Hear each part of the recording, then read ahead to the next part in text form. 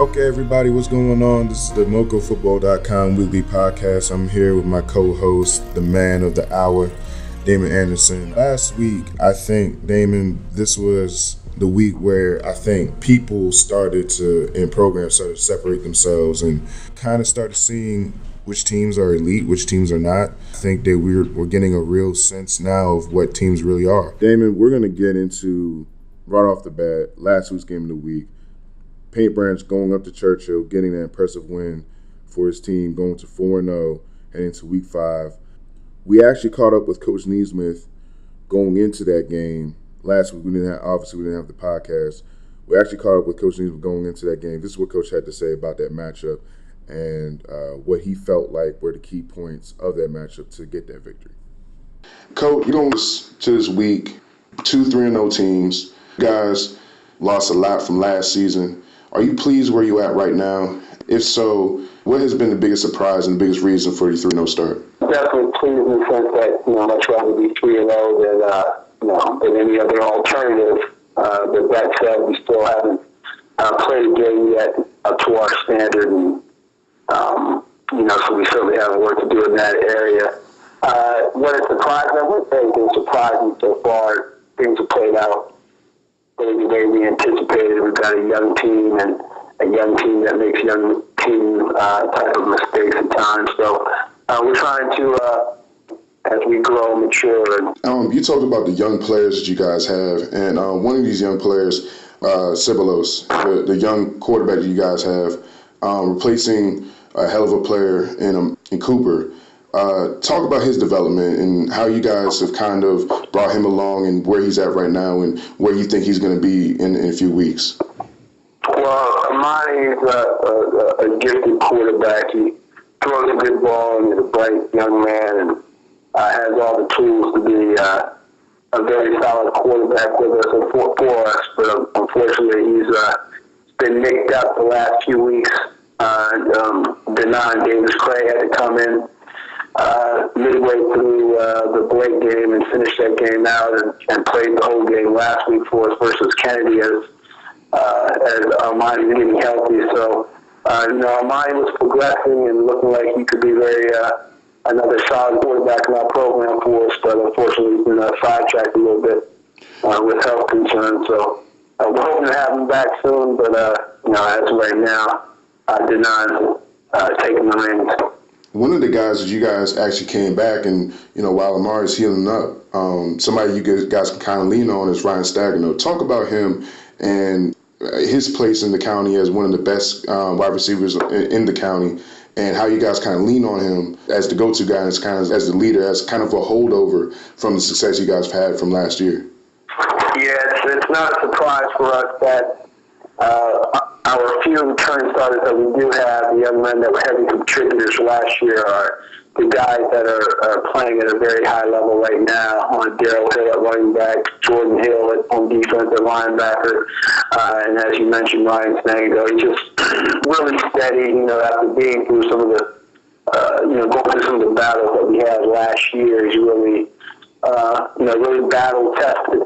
And so he plays with a lot of poise, a lot of confidence, extremely reliable, as far as getting this assignment done and making big catches when we need it. So, he's been huge for us and, really important, again, for such a young team and really trying to teach the other guys in the squad just how you're supposed to practice and how you're supposed to prepare. So he's also a great start for us this year, as really as we expected, and is really picking up where he left off last year. Transitioning over to the Churchill game, think about the squad that you guys are going to be facing on Friday.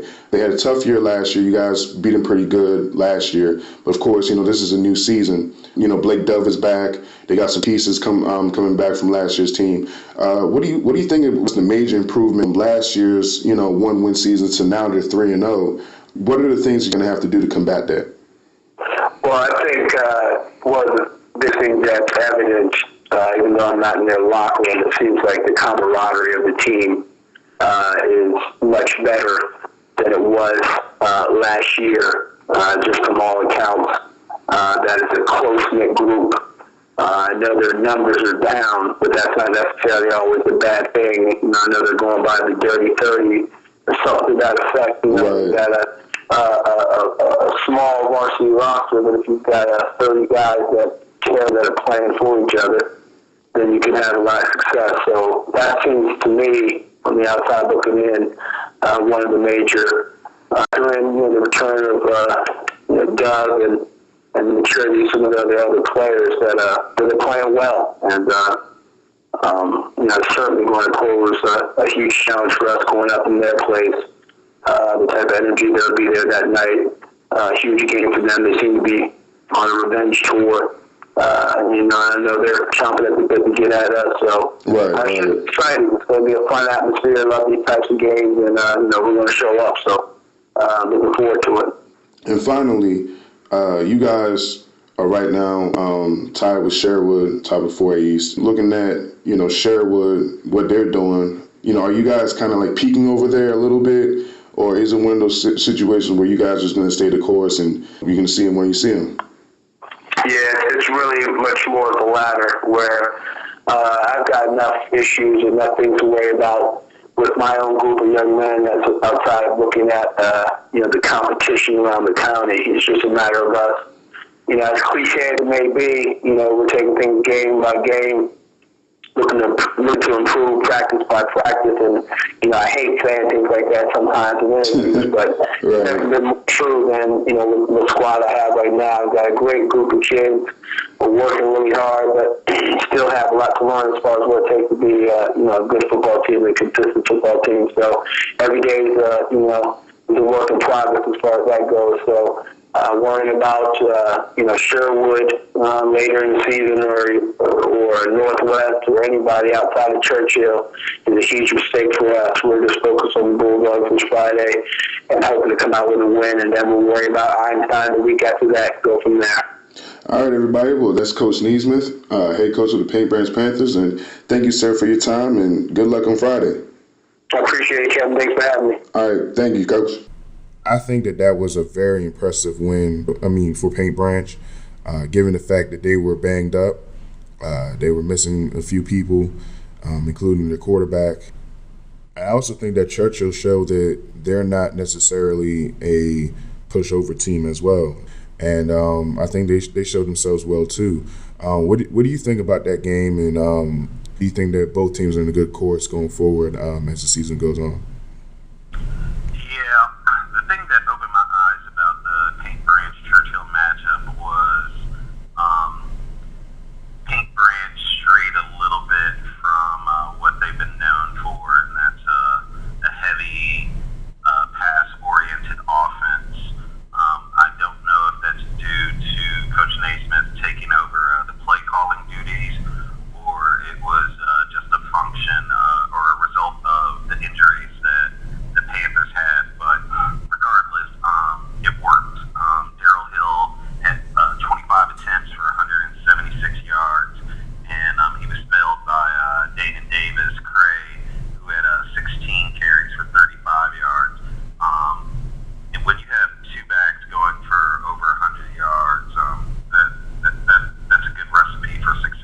Absolutely. And Paint Branch did that. They came out and basically almost put the game out of reach. They went up 21-7, or actually 21-14, 21-7 going into the fourth. Then Churchill got a late score with less than a minute on the clock, and Paint Branch was able to hold on despite multiple comeback attempts by the Churchill Bulldogs. But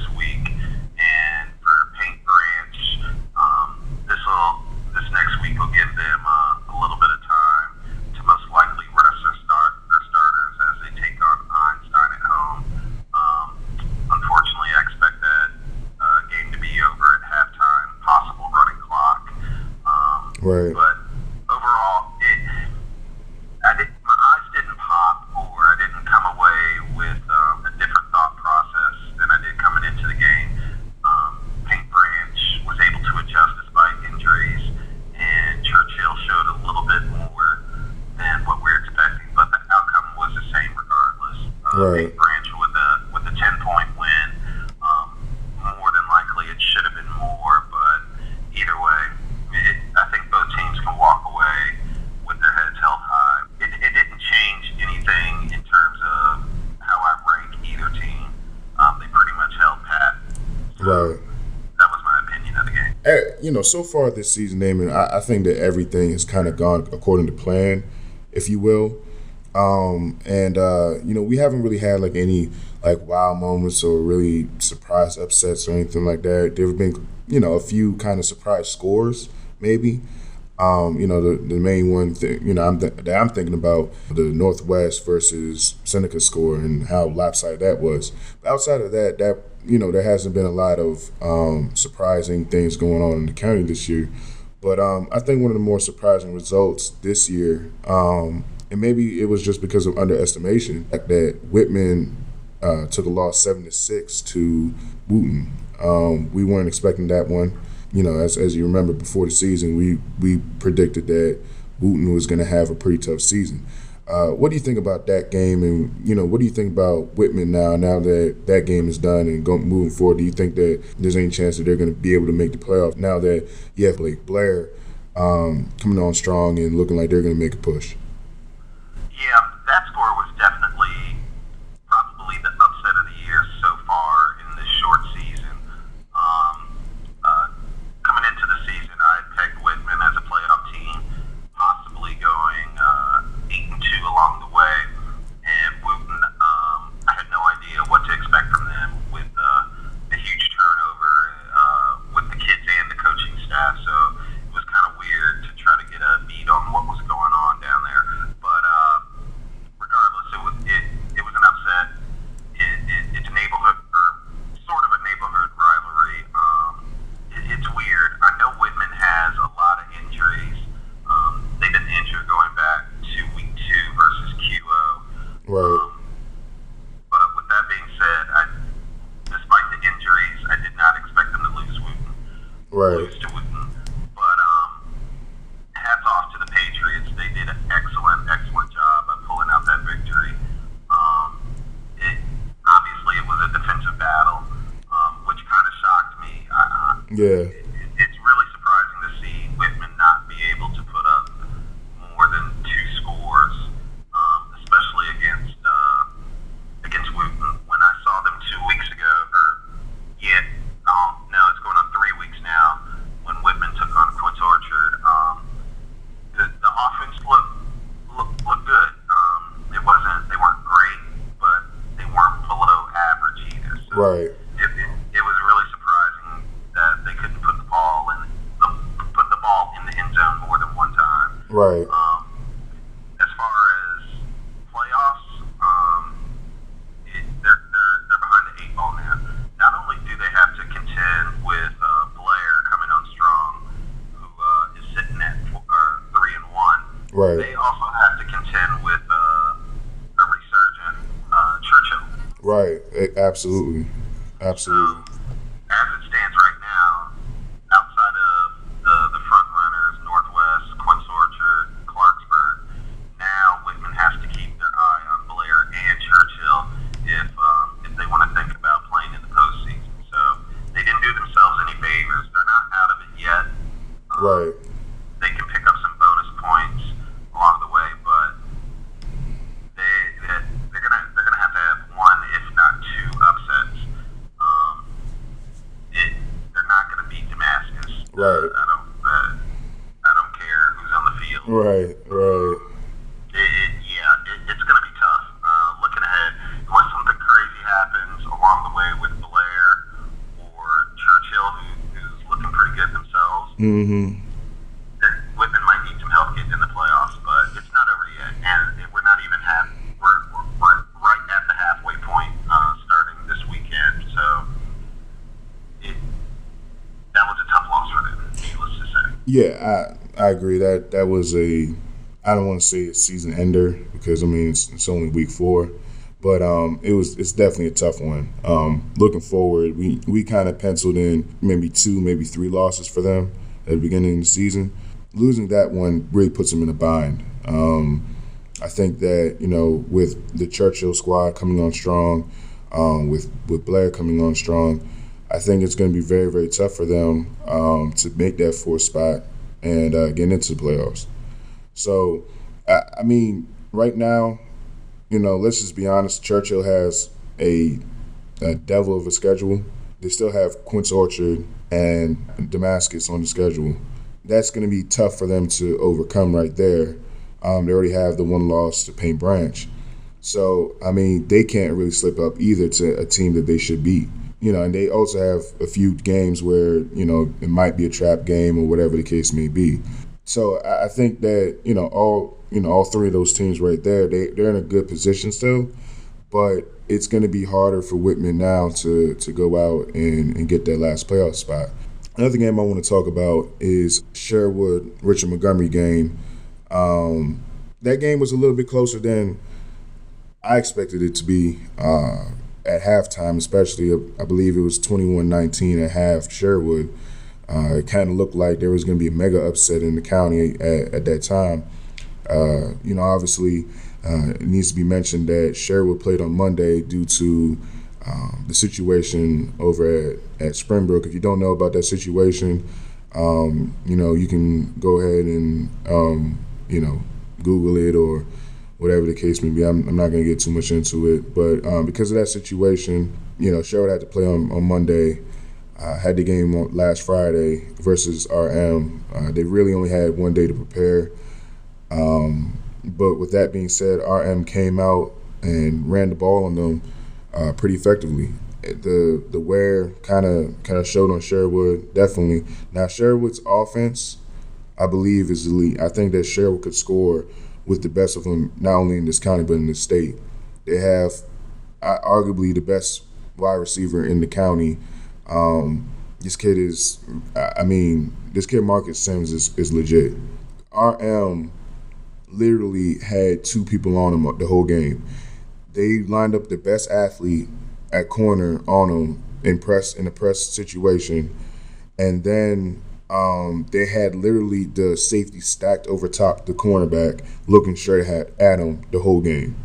So, I mean, he scored on a reverse where he made one hell of a move on a DB, and he's one of those guys, man, that he's gonna be something to watch going forward. I think that these kids, they're learning that, when a team puts their all into beating you, you're gonna have to go out and beat them. It's not one of those situations where they're gonna roll down and die for you. And I think that they're still. I think that the offense, man, I'm really impressed with it. They can hit you up from a bunch of different angles. Like I said, Marcus Sims is, for my money, one of, if not the best wide receiver in this area, in this county. Matthew Starnes is another kid that's a dynamic punt return, kick returner. We've had him on the show. Evan Sussman has been basically the revelation of the season for the Sherwood Warriors. I think the coaching staff had a lot of confidence in him going forward. But us as fans, we haven't really since AJ Pignon, we haven't had stability at the quarterback position. It's been up and down, but he's really solidified that position for Sherwood, and he's done a great job. So I think that I was pleased with the offense, but now the defense, that needs some work. RM was really one-dimensional the whole game, and they still were able to get yards and do some things versus the Sherwood defense. So I was kind of surprised at the ease that they were able to move the ball with, but all in all, they got the win. It was a 45-27 win, and I think that it gave Coach Greer some good coaching tape to get on the kids. It's better always to coach from a win than coaching from a loss. So I think it gave Coach Greer some great coaching tape to go back and get on his kids about. And I think that they're going to be better going in the weeks forward. What do you think about that game? What did you take from it? I definitely think Sherwood is in the top ranks in the county. I don't think that can be disputed too much.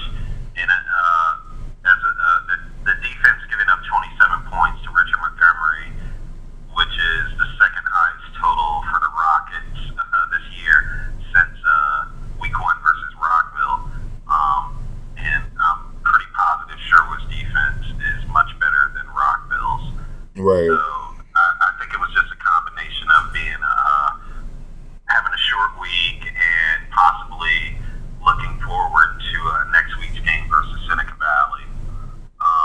Yeah, it's just a combination of things. And if you want to take a week to have a subpar defensive performance, this would have been the week to do it.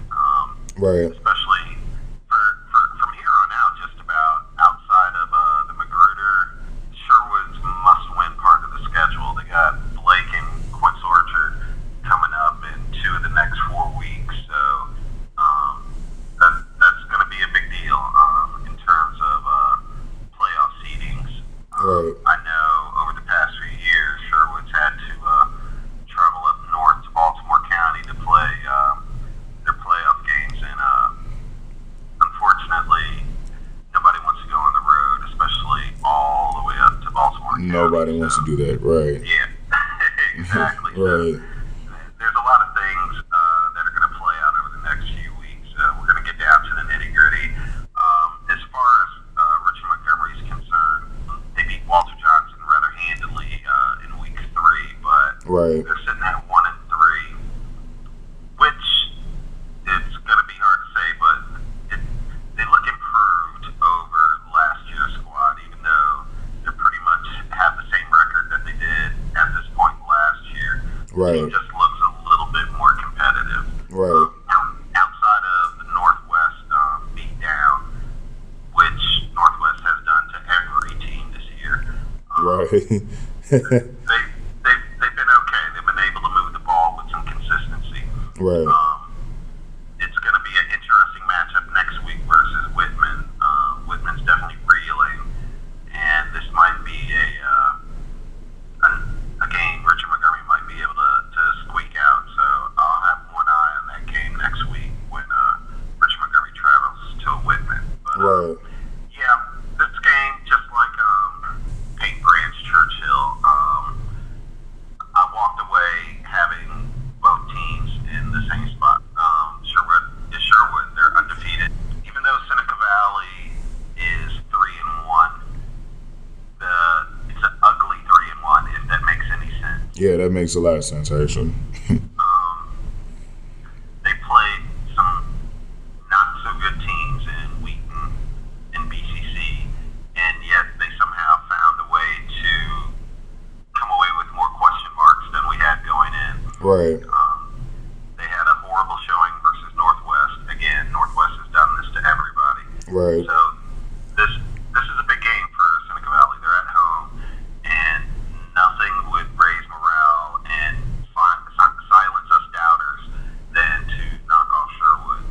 And truth be told, even though we're going into week 5, if you look at the 3 West as a whole, which includes several teams from Frederick County Yeah. and 2 teams in Hagerstown, Mm-hmm.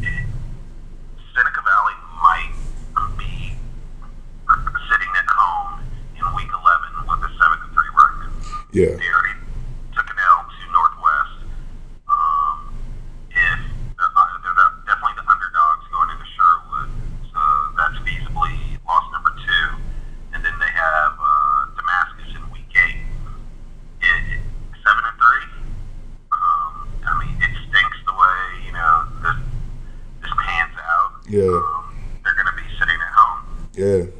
So this is pretty much a Must win. Right. Seneca Valley. And Mm-hmm. I'm sure the kids and coaches are aware of that. So, I mean, you don't want to leave your destiny in the hands of other teams.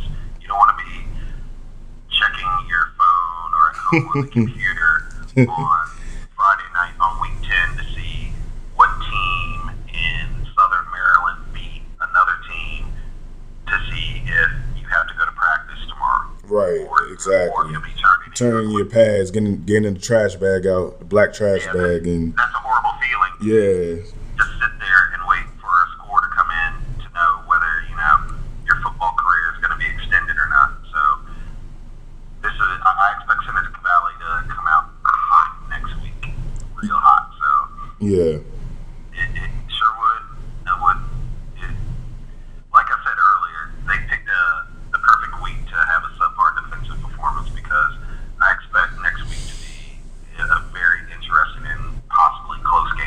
Seneca Valley Sherwood game is going to be one of those situations where you got two teams that are going in, are trying to reestablish themselves as at the top of this county. It wasn't too long ago that we were talking about Sherwood and Seneca Valley, number 1 and number 2 and number 3 in this county. So I think that these are two teams that are trying to prove that they belong, near the top. And I think that Seneca Valley, they got to win this game. They have to. If they don't win this game, it's going to be very, very tough for them to make the playoffs, and I think that it's going to be very, very tough for them to rebound from that within the season.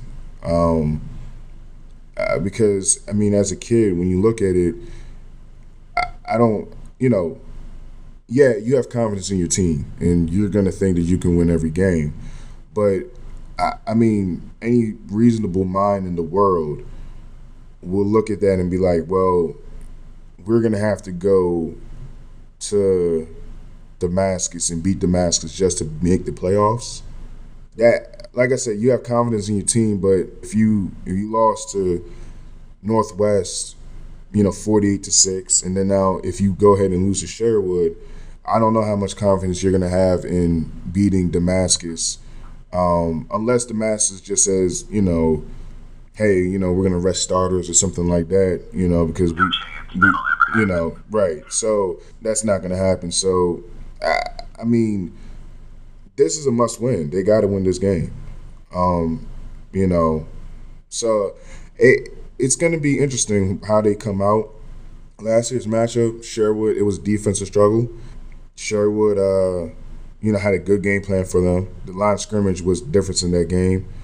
I think that Sherwood really dominated Seneca Valley's offensive line. I think that this year it's going to be imperative for Sherwood to be playing the backfield because, Adrian Felix Platt, he's one hell of a player. They're relying on him heavy. He's a kid that has kind of carried this team. And, they have a young quarterback. And Adrian Felix Platt has been the guy that has been taking up the slack while the quarterback has kind of gotten his legs underneath him. So, is Sherwood going to be able to take advantage? Because, if you do that, the most you can put in the box is 9.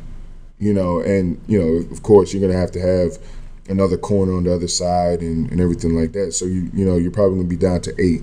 And depending on what's going on with the game, they might have some favorable numbers box. I'm not saying they've struggled running the ball, but they haven't had like a really dominant running game yet. Seneca Valley is not going to let Sherwood, just go down the field on them. I think that Sherwood's going to have to establish the running game this week, get some tough yards on the ground. Travis Levy, I believe, is going to have a great breakout game. And that's kind of interesting, too, in itself. Travis is a young sophomore running back, had a few starts last year as a freshman, and Adrian Felix Platt is also a young kid that's making a name for himself too. So those two are going to be on the field at the same time. So we're going to be able to see them compete and see who gets the better of each other. But I think that it's a great matchup of two programs with great histories, and I think that for Sherwood, looking at their schedule, I think that I wouldn't call it a must-win for necessarily for getting into the playoffs, but for, like you said, not going up to Baltimore, to play a game, or Bel Air. I don't know where these places are, but not going up to those kind of places to play your game. You don't want to necessarily take that trip. So I think that this game is important for them to get that underneath the belt. Sherwood still has Paint Branch instead of QO on the schedule. So I think that it's important for them to get this done. So, we'll see how that shakes out going forward. That's a great game this week, but our game of the week, and the reason why everybody's so excited, is Clarksburg, going to Damascus, Damon, this is a game that we've kind of circled even before the season started. Clarksburg, after that week 1 loss, has really bounced back. They've only given up 6 points total in the last 3 games. The defense obviously has been playing lights out. They've kind of found themselves. I don't know if you've been able to see Tavis Hollins, film or whatever the case may be, but the kid is, breaking people's ankles left and right. It's bad, and he's just a dynamic player. They just have so many, weapons and things on the field that they can do damage with. So, but they're facing a team that I think right now, outside of Northwest, is the most focused in the county. They have 2 players that we know about that are brand names, but honestly, Damascus is loaded with talent all across the board. If you don't know about some of these names, we're probably going to find out, come in the coming weeks. So I think that this is going to be an interesting game. Again, this is one of those 4A, 3A matchups where, there's no chance they're going to be able to see each other in the playoffs. But there's obviously history between these 2 teams. Obviously, Clarksburg opened up a few years ago, kind of took some kids from Damascus. Some of those kids that would be going to Damascus are not going to Clarksburg. What do you think about this matchup, and what do you think the key points are going to be? Yeah, this is a huge matchup. Every year it is. It's a neighborhood rivalry. A lot of these kids most likely played with each other at some point during youth football. They don't like each other at all. All right. It gets real serious up northern Montgomery County when these 2 match up. It's going to be a barn burner. Since Clarksburg opened up, correct me if I'm wrong, I do believe they opened up in 2006. They have never beat Damascus. Ever. Right. So we're coming up on year 8, and I know every time Coach Hurd and the Coyotes lose to Damascus, it leaves a real sour taste in their mouth, more so than probably any other team in the county. For the mere fact, the close proximity, you see these people on a semi-regular basis. Right. Damascus always has had scoreboard. The kids on the Damascus Hornet team do not know what it feels like to lose to Clarksburg. Right. For them, I'm sure it's almost a given or a birthright that they're going to beat Clarksburg. Right. And for the most part, that's been correct. It seems like every other year, Clarksburg is right there on the cusp of not only beating their neighborhood rivalry, but getting that signature program win that they've wanted so badly. I think this year is going to be one of those close games. It's going to be an old school Montgomery County football game. Right. Heavy on the run, heavy on the defense. It's on a Thursday night, which is odd, so I expect a lot of people to be out there. In terms of individual players, I think both at the end of the year, when we look at the stats, you're going to see 2 Clarksburg running backs and 2 Damascus running backs in the top 15 for total yards. Yeah. Obviously, Jake Funk has been on a tear since week 1. 2 weeks ago, he had 95 yards versus Quince Orchard. This week, I think his total was down, but that was just merely a function of them blowing out Watkins Mill. Yeah. He's definitely, when it's said and done, probably going to be one of the best backs in Montgomery County history. Yeah, Funk only had 74 yards versus Watkins Mill, but I'm sure he was out of the game before halftime. Right. And of course, Jalen Christian, the South Carolina commit, even though he spends the majority of the time out wide, he has been known to take some handoffs on some reverses and even line up in the backfield just to give teams a different look, and he's absolutely deadly. Anytime he touches the ball, it's a chance it's going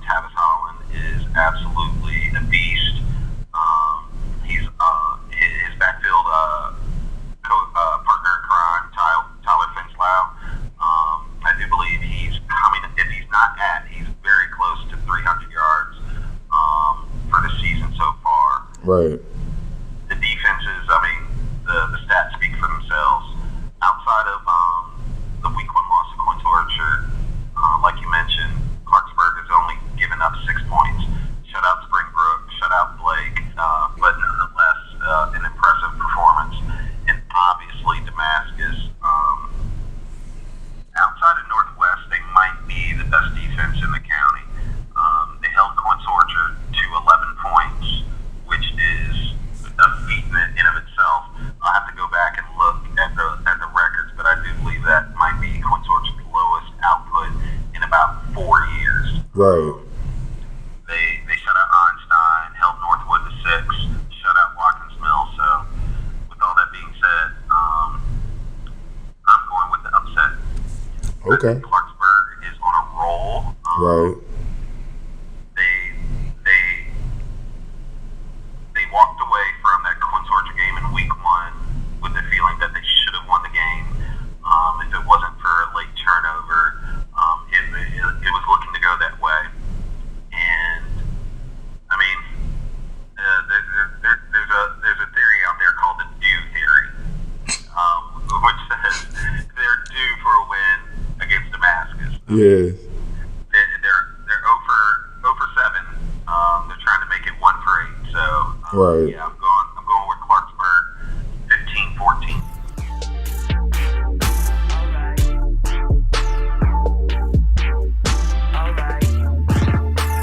Okay, everybody, we're here with Coach Hurd, head coach of the Clarksburg Coyotes. And Coach, before the season, a lot of people had you guys as the favorite team, the surprise team to come out of the county, make a deep playoff run because you guys returned a lot of players and were, the defending 4A state beat the defending 4A state champions last year. How aware were you guys of, the expectations or the high hopes that people have for you guys, and how has your team handled it so far? Well, first of all, I'd like to thank you for having me on tonight. It's a pleasure to be on. But we try not to listen too much of it. Our kids have done a great job. They didn't read the newspapers or listen to all that. They've got their own goals and that they want to accomplish, and keep each other accountable to those goals. And they've done a nice job. I mean, we're not too much of a team that likes to talk about, what we could be. We want to try to do it every week, We live by, try to be 1-0 the week that we're playing. So, the only job we have is to try to be 1-0 in that week. Right. Absolutely. You guys faced QO right off the back, week 1. A team that obviously has been, one of the class programs, if not the class program, over the last 6 or 7 years. You guys played them really tough, but came up just short at the end. Talk about how disappointing and frustrating that loss might have been, but also the good things that you took from it as well. It's the first game of the season. I mean, you look at it and we over the last 6 years we've played Seneca Valley twice, Damascus twice, and now Quince twice to start off the season. So, somebody up in the scheduling department, maybe I don't know exactly what happened there, but at any rate, you're playing some really good teams. I felt we played very well. Quince Orchard played very well under unbelievably tough conditions. I mean, it was such a hot night. And, that night they made more plays than we did. We had opportunities to win. They're a good football team, a very well-coached team. John's doing a great job, and, TJ's doing a great job over there. And, they came up as the winners that night, but I think there were 2 good football teams on the field that night. So, we moved forward, and like we said that day, we took a loss that week, but, the next week the motto was be 1-0 this week. So, that's the way it is with us.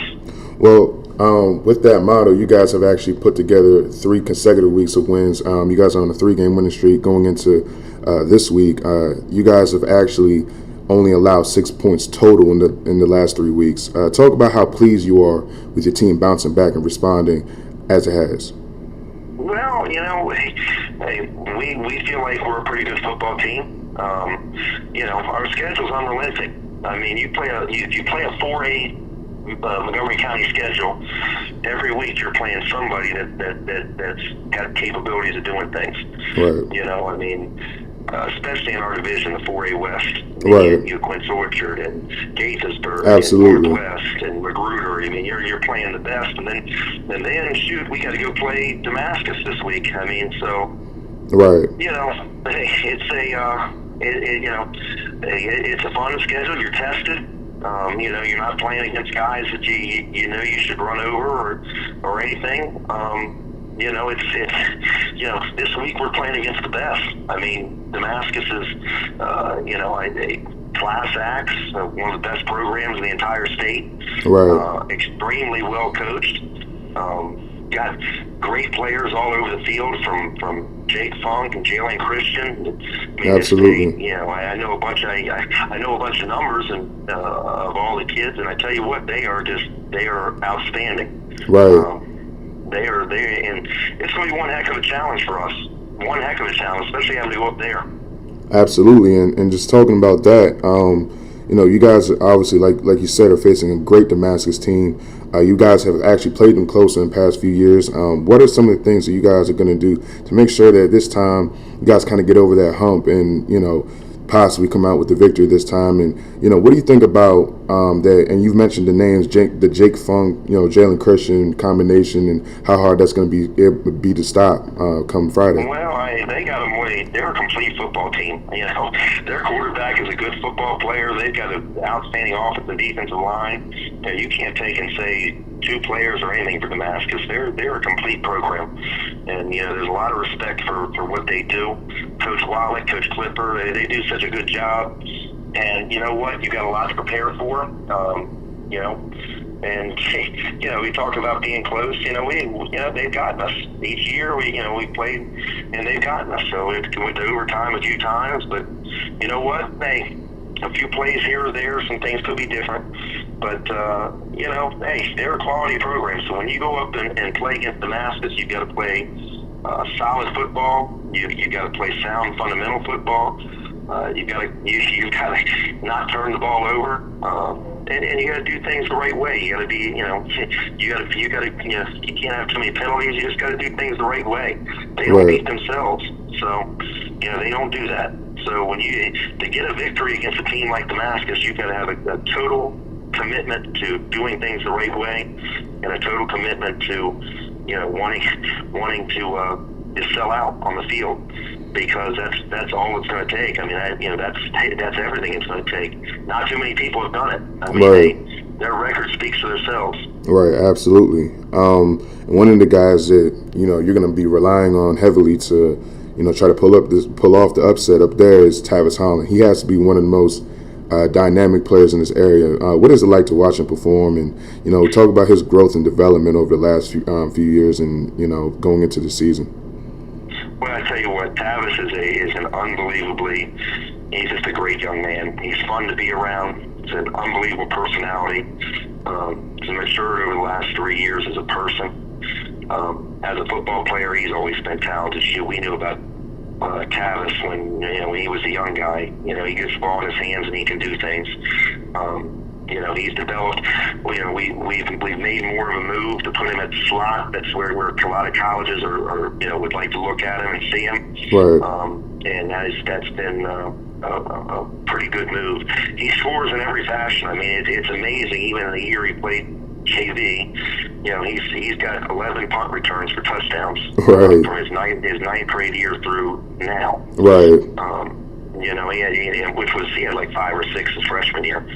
And on the JV level, but it's just certain things he does. He can catch the ball, he can run the ball. He sells out to the team all the time, and he's I've been doing this a long time. He's a fun kid to coach, and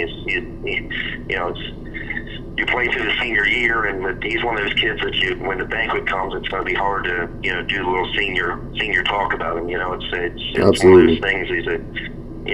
Over the years, we've developed quite a relationship, and I'm real proud of what he's done on the field and off the field. Joe Nacy, he's going to be probably one of the guys that you're probably going to be kind of emotional about, when he comes up for the senior banquet and everything like that.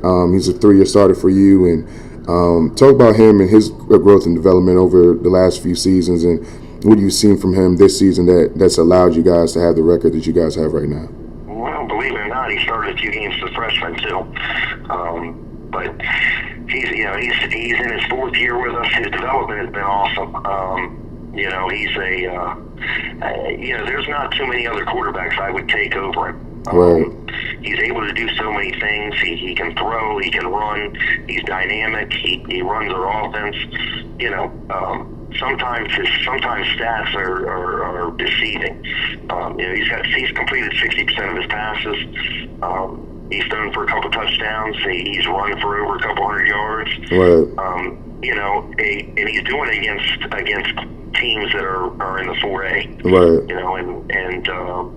And also teams that have been good. I mean, you play Quince Orchard, you play Gaithersburg defense, you're playing against some of the best. Absolutely.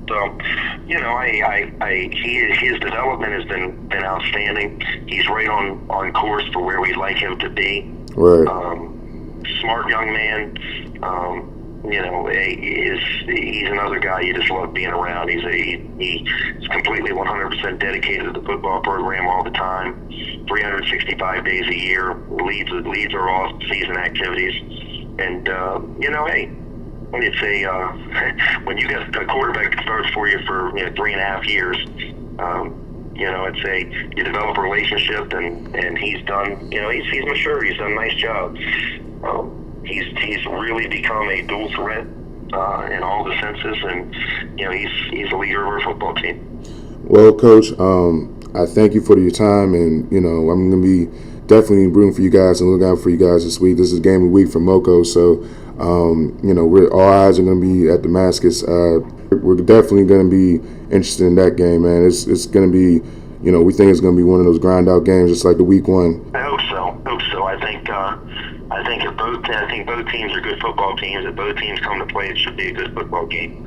Absolutely. And that's we're working hard to prepare to play against one of the best. And it'll be a tough tour for us going up there. But we play this game for challenges. You don't play this game to go and play the weaker teams. You want to test yourself against the best. And Damascus is definitely. Hey, you can't say anything but Damascus is the best. I mean, they're one of the best for years now. So, thank you for having me on, Kevin. Absolutely, Coach. Thank you for your time. I know you have a busy schedule, so the fact that you took out time for us tonight and it means a lot.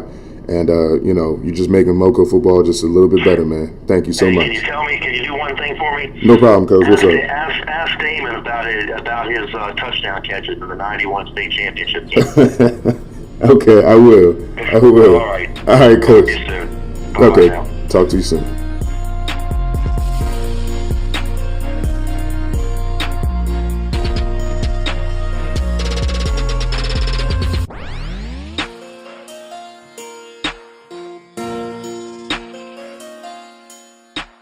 Moving on to another game, just to keep an eye on.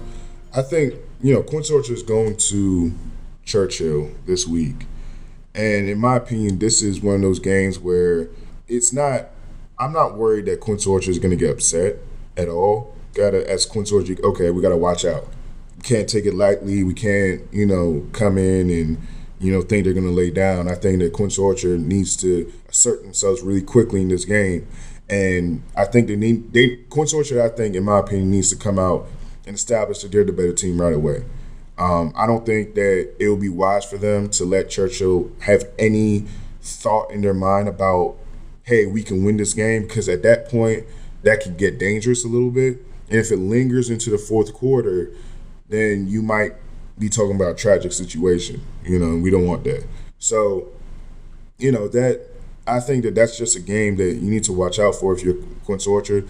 Come out, just dominate real quick, get it over with, get on with life, and everything like that. But if they don't, and Churchill, I can guarantee you that while Churchill lost that game to Paint Branch, I think that they definitely got some confidence that, hey, we're not that bad.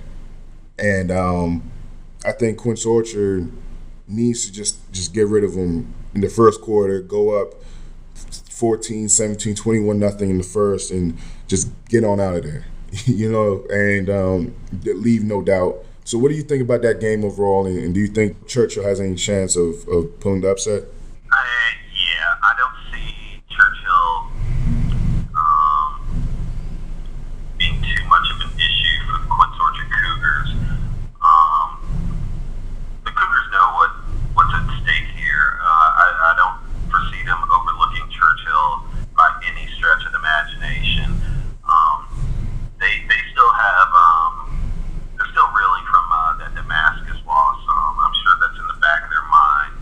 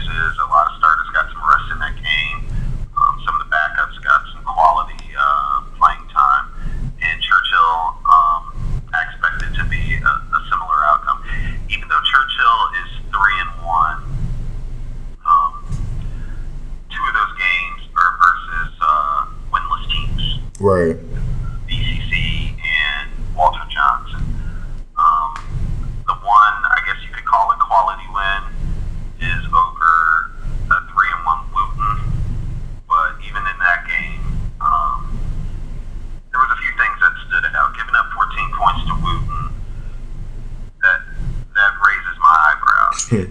You're giving up 14 to Wootton. I expect you to give up at least double that to Quince Orchard. At least.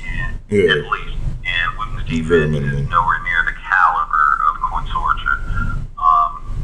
When you said Quince Orchard needs to get up on Churchill early and erase doubt, that's the recipe for beating Churchill. The way the Bulldogs run their offense with that run-heavy option attack, it's hard for them to come back from large deficits. Just the way they run their offense. With that being said, Churchill does have some really quality players. Number one being Andrew Zuckerman. Yeah. I do believe he's already over 300 yards for the season. Blake Dove has spent some time in the backfield, along with Marquette Lewis. I think both of them are both over 150 yards for the season. So there's definitely some athletes you need to keep your eye on if you're the Quince Orchard defense. But what Churchill's strength is feeds right into QO's strength.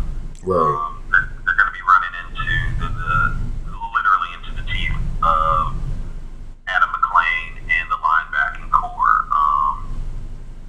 If Churchill wants to have any shot, they're going to have to try to do what Damascus did and get some runs on the outside and take advantage of QO's lack of speed and young secondary. Yeah. So, but I don't see Churchill having that kind of manpower to pull that off. So I'm going with Quince Orchard 28-7. Last thing we're going to talk about is the this week's Elite Six. It's pretty much what we expected. Number one, Northwest. They're 4-0. They're just a juggernaut right now. They look like they're not going to be stopped this season. Number two, we talked about them a lot this week. Damascus. They look like a team that's on a mission. Number three is Quince Orchard. They've definitely asserted themselves again. Beating Magruder pretty handily. They bounced back from their loss to Damascus, so they're at number three. Number four, Paint Branch is. It looks like they're just building a program over there. They lost a lot of seniors and things like that, but they're 4-0, and they look like they haven't missed a beat. And number five, Clarksburg. They've, after the loss at Quince Orchard, they've been dominant, to say the least, only giving them 6 points, and definitely, coming along offensively. And then at number six, they have Sherwood. I think that the close game with RM was, the reason why they slipped from 4 to 6. And I think that had a lot to do with it. I think that they're going to have their chances to climb back up into the rankings. They face Paint Branch and they face Quince Orchard this year. So I think that they're going to have their chances to climb back up, and of course the Seneca Valley matchup. So what do you think about that list right there? And do you think that there's anything that you're looking at that might change in the coming weeks, or is there a team that I didn't mention that you think deserves recognition that should be in there? Yeah, I'm pretty much in agreement with the six. Outside, obviously, Northwest number one, defending state champion, only giving up 6 points all year. I've been more impressed with their defense than their offense, to tell you the truth, because that was a question mark for me coming into the season. And they've answered that 4 times over. I don't think people understand how impressive shutting out Gaithersburg is. Gaithersburg is better than that 48-0 score would indicate. Yeah. Even though they're in a rebuilding year, they're still better than that 48-0 score. But the Northwest defense was just lights out in the game.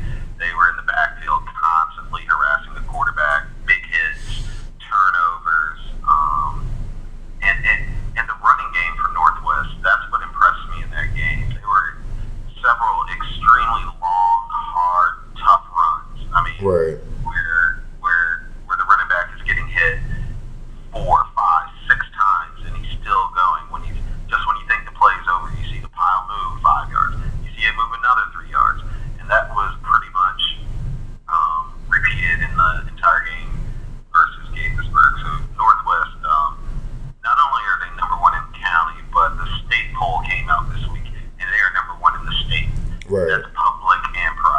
So that shows you that it's just not us here in Montgomery County that thinks. Yeah, it's not. Yeah, a lot of people accuse Montgomery County of being kind of,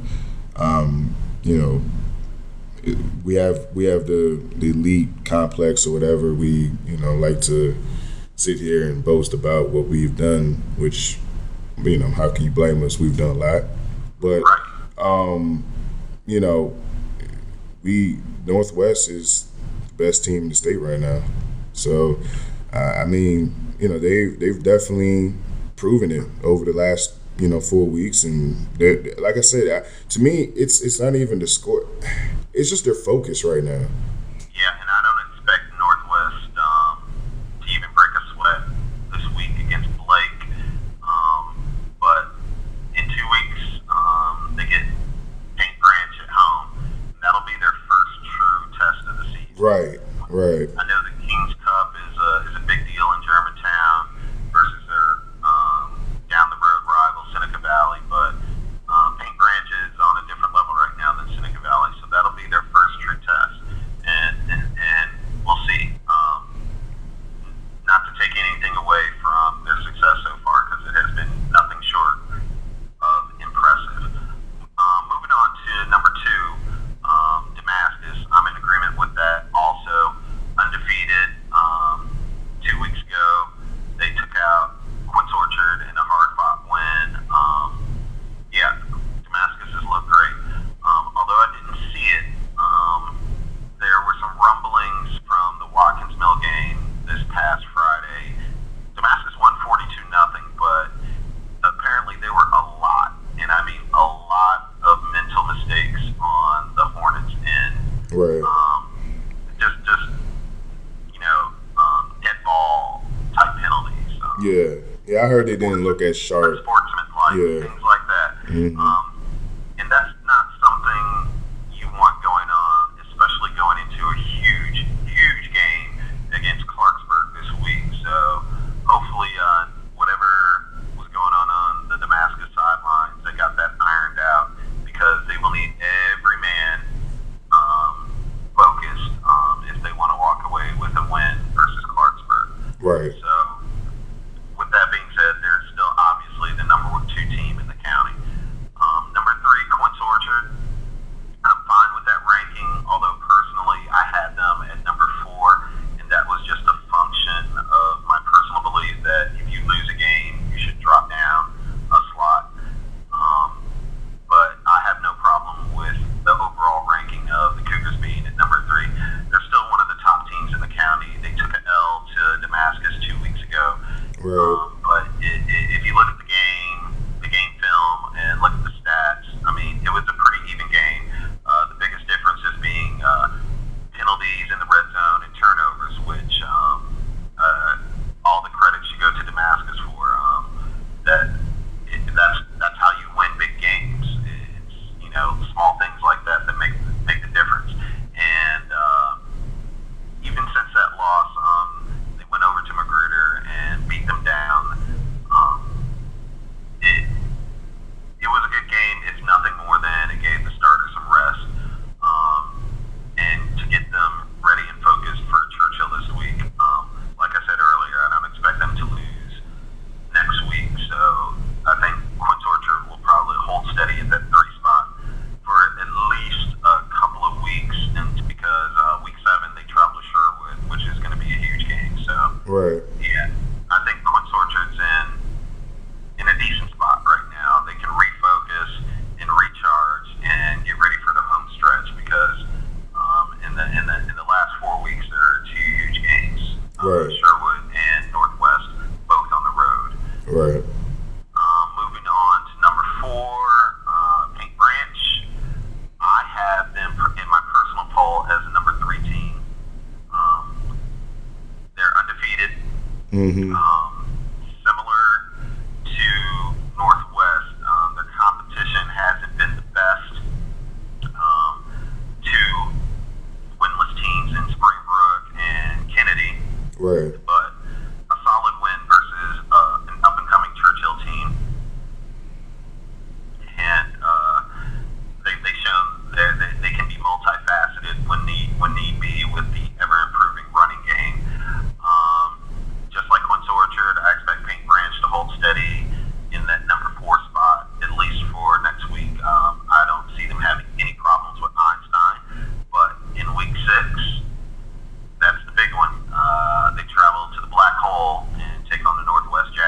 Yep.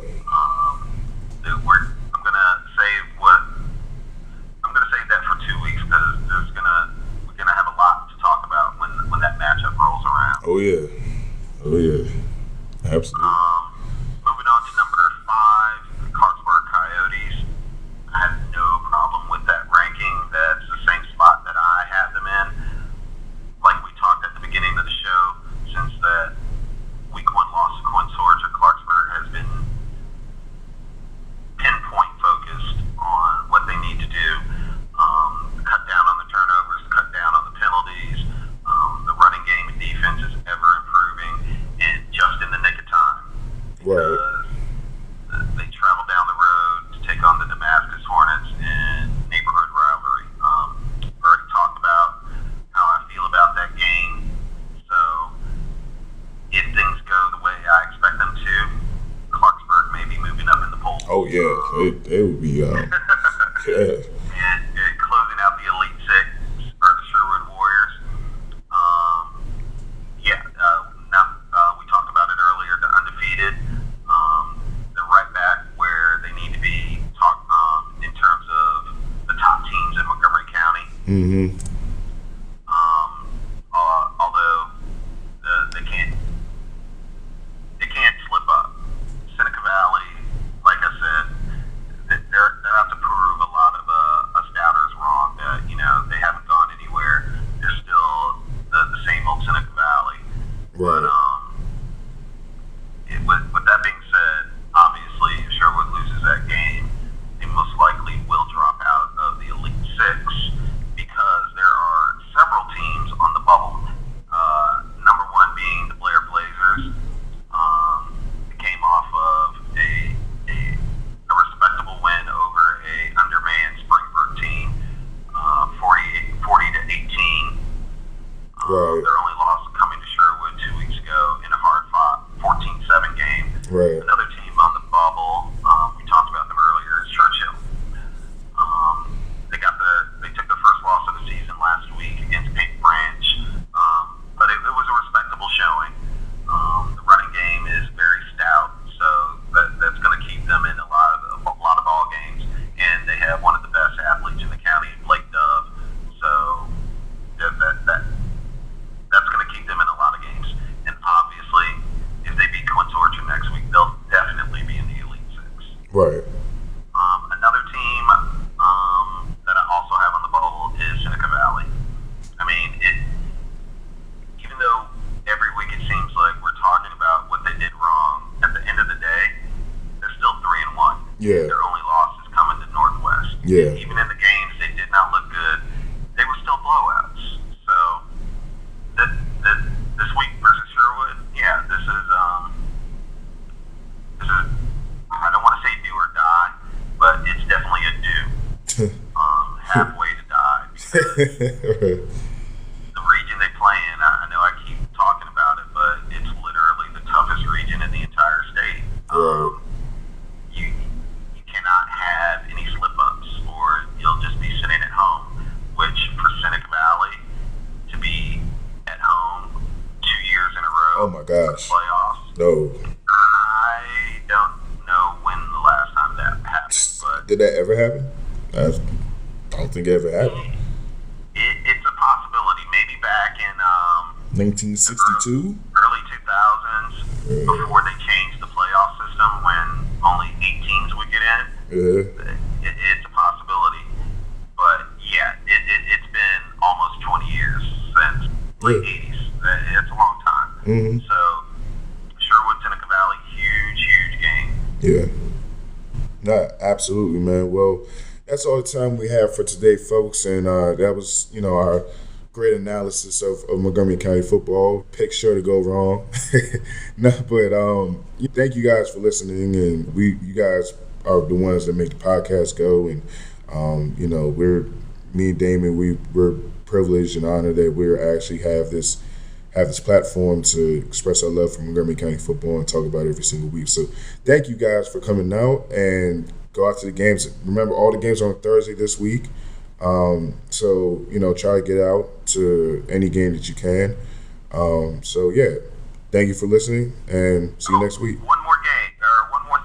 Go ahead. I don't want to call this an under-the-radar game, but it's a huge game, especially for the two schools involved in the Down County area. Okay. It's the war on Randolph Road. Okay. The Wheaton Knights versus the Kennedy Cavaliers. Okay. There you go. I know a lot of people listening to this right now might be chuckling, but this weekend, one of those two teams will get their first win of the season. Yes, absolutely. That's a huge deal. I'm somewhat familiar with these two schools in the area. All of these kids know each other. They played youth football together in the Down County area. Right. And they know what's going on. They are fully aware that this may be the only shot that they have this year at a win. So I expect this to be a hotly contested, high-energy game.